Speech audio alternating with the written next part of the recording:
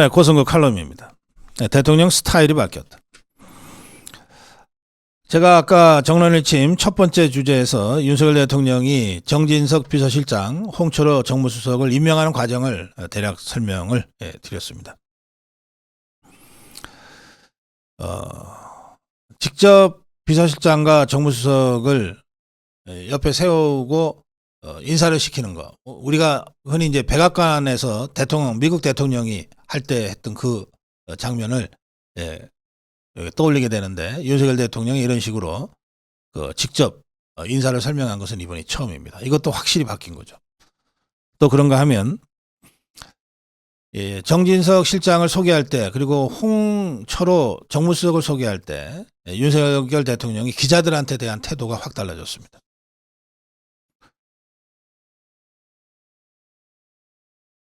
정진석 실장을 대동하고 나타나서 윤석열 대통령은 안녕하세요.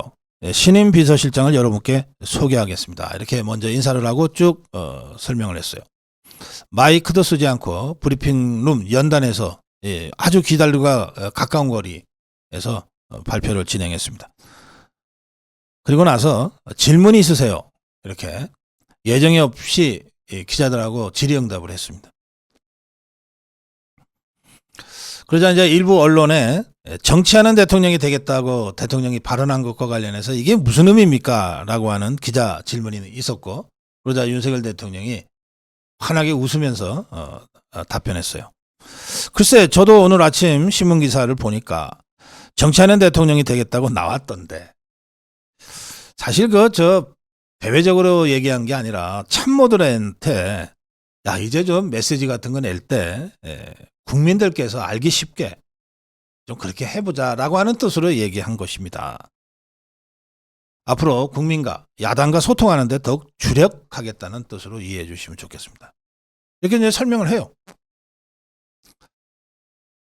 또 홍철호 정무수석 소개할 때도 직접 브리핑을 했고, 그러면서 아이고 오전에 보고 또 봅니다 이런 식으로 기자들한테 친근하게 인사하면서 시작했어요.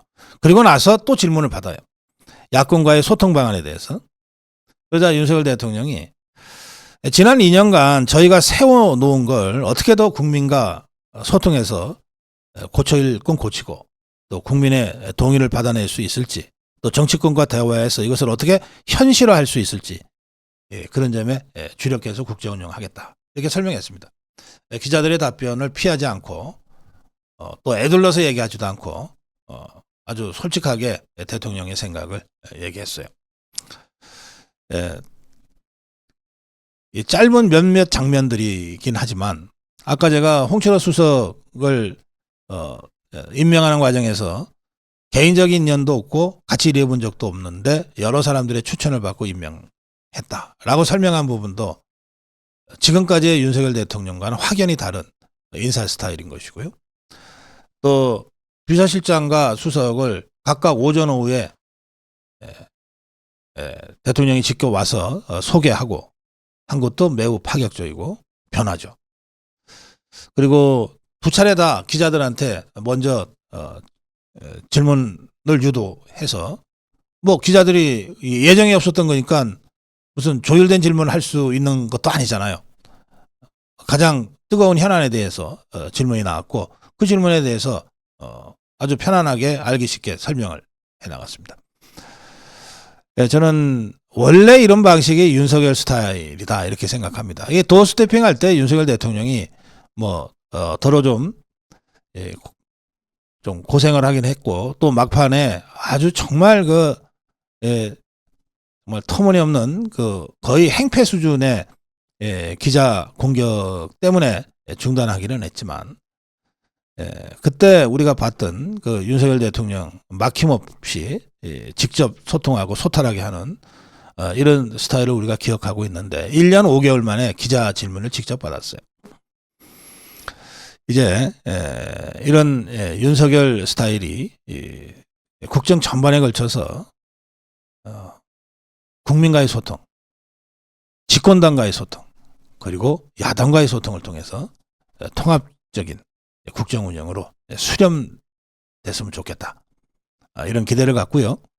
또 그런 맥락에서 볼 때 소통에 방점을 찍은 정진석 실장, 홍철호 정무수석의 임명은 여러 가지 다른 측면에서의 평가는 있을 수 있겠습니다만 대통령이 지금 중요하게 생각하고 강조하는 국민과의 소통, 집권당과의 소통, 야당과의 소통이라고 하는 점에서는 매우 의미 있는 인사였다.